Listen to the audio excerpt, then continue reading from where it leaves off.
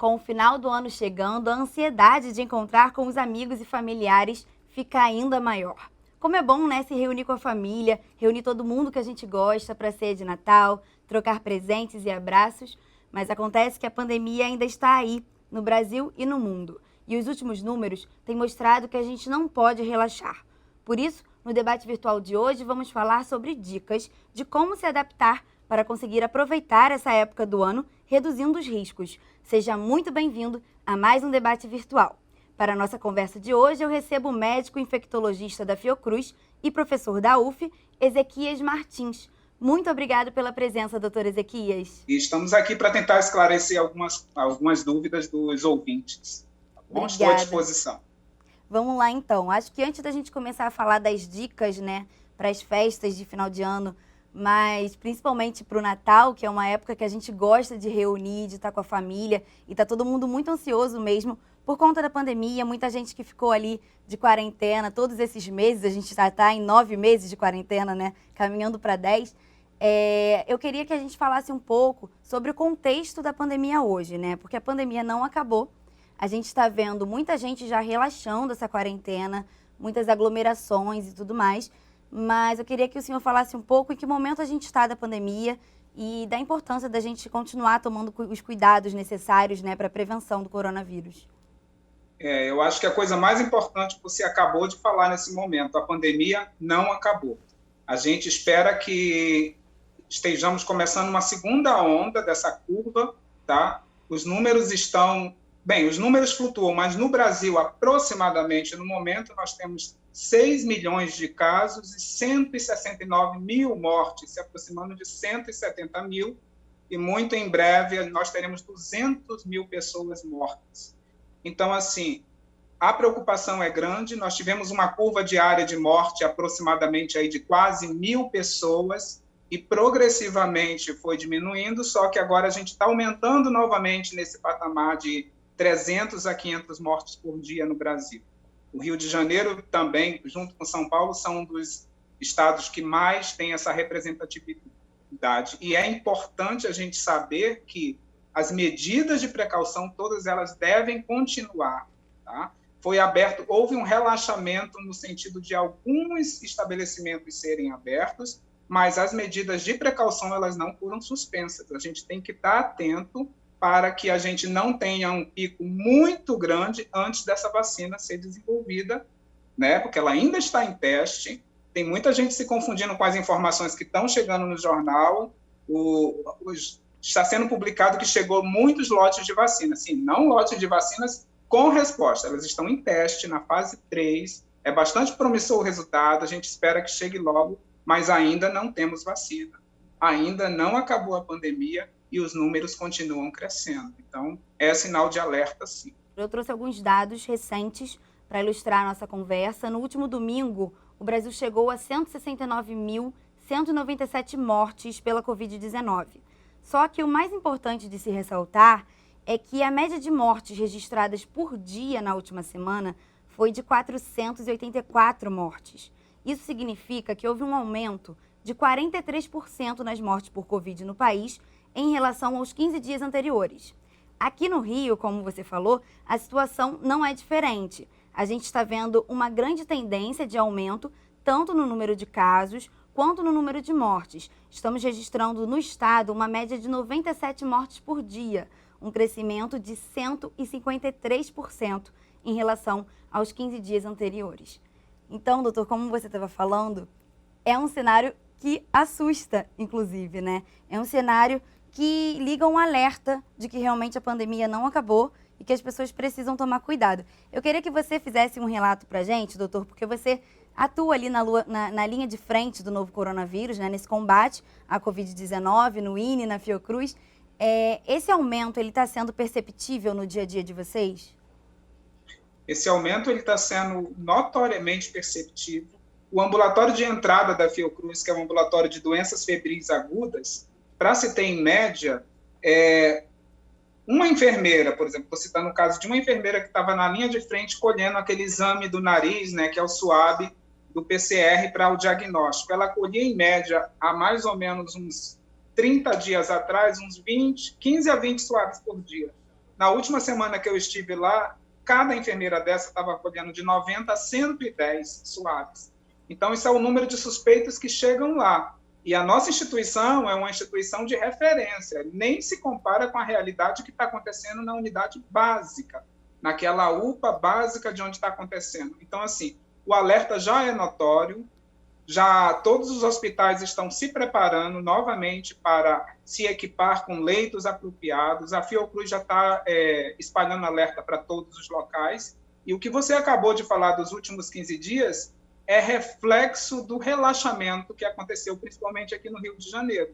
O relaxamento no sentido de que as pessoas começaram a frequentar normal o comércio, algumas festas, a gente ficou surpreso com algumas festas eletrônicas que estiveram acontecendo aqui no Rio de Janeiro, em vários lugares. Então, isso aí nada mais é do que o reflexo desse relaxamento numa hora errada, inapropriada, né? Quando se pensa que as pessoas estão com noções de precaução, tudo vai por água abaixo. O distanciamento não é mais respeitado, as máscaras não estão sendo usadas, o álcool gel está passando a ser um acessório que fica na bolsa, as pessoas não usam, porque está igual a história da camisinha, que todo mundo tem, mas não usa. O álcool gel todo mundo tem, todo mundo está à disposição, mas eu acho que as pessoas não estão usando. Então, é necessário ficar alerta para que nós não tenhamos um final do ano assim aproximado com 1.000 mortes por dia no Brasil. A gente viu lá na Europa, né, já está tendo essa nova onda, muitos países já estão fechando de novo, já estão tomando medidas de lockdown. A gente poderia dizer que seria uma nova onda já aqui no Brasil, ou ainda é cedo? Sim, não, no Brasil sim, é uma nova onda, é um novo pico da mesma onda, né? O que a gente pode dizer que não ela houve uma regressão, só que exponencialmente ela está subindo de novo. Eu diria que é uma mesma onda que está tendo um novo pico. E esse pico vai ser maior ou menor dependendo do que nós fizermos de medidas preventivas. Então, vai depender de cada um mesmo. Eu até tenho uma preocupação pessoal, que eu acho que pode ser preocupação de outras pessoas também, porque no início, né, da pandemia, a gente teve todo um plano, né, estratégico de criação de novos leitos dedicados, hospitais de campanha e tudo mais. E alguns desses leitos dedicados e unidades específicas, né, para atendimento da Covid já foram desfeitos. Então, isso é uma preocupação de vocês também? Sim, mas o que tem de bom nessa história é que, como a gente montou tudo, a gente que eu digo, as secretarias de saúde, montaram tudo, eles já sabem a estratégia de como agir, onde e em que lugar. O hospital de campanha que foi desmontado, então, por exemplo, não vai precisar mais de um projeto para se pensar onde vai ser, já sabemos que vai ser ali. Então, se precisar montar novamente, pelo menos o espaço físico, o local, todo esse planejamento já foi feito. Então, vai ser um trabalho menor. Talvez, sim, alguns respiradores que foram emprestados têm que se articular novamente. Mas a questão de você já saber como contar com o espaço físico e como agir nessa situação já muda bastante. Diria assim que 70% da estratégia de suporte já está pronta. Só precisa entrar em ação de novo se isso acontecer. Aí essas 1.000 mortes por dia se aproximarem novamente.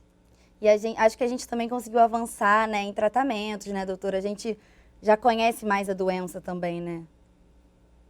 Com relação a isso, com certeza. As medidas de prevenção precoce que pode acontecer, alguns tratamentos que podem ser utilizados já na fase inicial, reduz bastante o número de pessoas que vão precisar de um suporte de CTI, por exemplo, né? Então, essas medidas elas são muito importantes serem seguidas. E a gente já está criando, infelizmente, um know-how nisso, né? Infelizmente, porque não seria interessante ter experiência nisso. O que a gente queria é que acabasse, mas, infelizmente, ainda não é a hora. Doutor, outra coisa importante, né, de se falar que a gente já falou muito ao longo desses 9 meses de pandemia, mas é sempre importante ressaltar quais são os sintomas, né, da Covid-19. Eu acho que isso, ao longo do tempo, vocês também foram conhecendo melhor, né, a gente foi, já que era um vírus muito novo, ainda é muito novo, mas acho que agora a gente já consegue identificar melhor características dele, né? Quais são os sintomas da Covid hoje? Os principais sintomas relacionados com o Covid são os sintomas gripais, tá? A febre não necessariamente vão ter muitos dias, não se espera tenha muitos dias de febre, seria um dia, 2 no máximo. os sintomas gripais é que vão aparecer. E aí são variáveis. Você pode ter tosse tanto com catarro ou tosse seca, você pode ter sintomas parecidos com uma rinite alérgica, com a obstrução nasal, você pode ter coriza, mas o sintoma mais alarmante que a gente tem que ficar de olho todo o tempo é em relação à questão pulmonar, né? Essa falta de ar. É aquele cidadão que às vezes nem necessariamente apresenta tosse, mas ele tem uma dificuldade para subir uma escada, andar um pouco, para fazer pequenas atividades. Por isso que a famosa saturação de oxigênio, aquele aparelhozinho que se coloca no dedo, e que a gente espera que esteja 95% acima disso, de preferência, é o que tem que estar sempre monitorado. Mas uma questão tem que ser muito, muito importante se frisar aqui: não há um sintoma específico. Só uma tosse pode ser Covid. Sintoma nenhum pode ser Covid também, porque existe um número muito grande de pessoas assintomáticas, e essa é a nossa preocupação. Mas, de forma geral, são esses sintomas gripais, só que a gente já começou a ver que os sintomas gastrointestinais também estão aparecendo, né? As dores abdominais, diarreia, isso também pode ser Covid. E o que é mais interessante, eles podem aparecer sem nenhum sintoma respiratório. Caramba. Você pode ter só aquela síndrome gastrointestinal, e aquilo ali pode ser Covid também. Em outros, na verdade, pode estar em vários compartimentos, mas os principais são esses mesmo. Mas o sinal de alerta, a preocupação, o que leva as pessoas à morte é a parte respiratória, o comprometimento do pulmão, né? E esse comprometimento do pulmão, os principais coisas que tem que ser monitoradas é essa saturação de oxigênio, aquele teste do dedinho que a gente faz, e a capacidade respiratória da pessoa. A falta de ar. A falta de ar é um sintoma que não dá para você esperar, não tem como esperar, tem que procurar um serviço mais próximo de emergência. Já pensando no que a gente vai conversar no próximo bloco, doutor, quando a pessoa tiver qualquer sintoma desses, né? Porque a gente viu agora, nesse mês de novembro, muita gente gripada, muita gente com dor de garganta, e a pessoa às vezes, é normal, eu sempre fico assim quando eu fico gripada, ou pode ser uma alergia, e no caso, todo sintoma de gripe tem que ser suspeita, né, de Covid. Sim, todo sintoma. Claro que a gente está numa época que pode ter gripe, tá? Não é só no inverno. O verão é muito comum ter gripe, no inverno também. No inverno mais resfriado, gripe mais no verão. Mas uma coisa importante é o seguinte, que sendo Covid ou não, se está com qualquer sintoma respiratório, você já deve ter as medidas de precaução para não passar para as outras pessoas da família, ou o marido que vai deixar de beijar a sua esposa, ou a mãe que vai deixar de dar abraço no filhinho, coloca a máscara, protege as pessoas que estão ao redor. Se for possível, ir para o serviço médico mais próximo, ou se os sintomas forem muito brandos, tiver que esperar, uma coisa que não pode relaxar são as medidas de precaução nesse momento, de isolamento individual, de contato, tá? Não é você ficar preso num lugar, mas evitar o contato próximo, evitar compartilhar os objetos comuns, ter muito cuidado nesse aspecto, mas infelizmente, no momento, em épocas de pandemia, qualquer sintoma respiratório ou gripal pode ser Covid. Obrigada, doutor. Com esse alerta, a gente vai para um pequeno intervalo, mas daqui a pouquinho a gente volta para entender como planejar nosso Natal em um momento de tantos riscos e, ao mesmo tempo, de tantas saudades. O doutor Ezequias vai trazer para a gente dicas de como tomar os cuidados necessários e reduzir os riscos nessa data tão especial. A gente volta já já, não saia daí.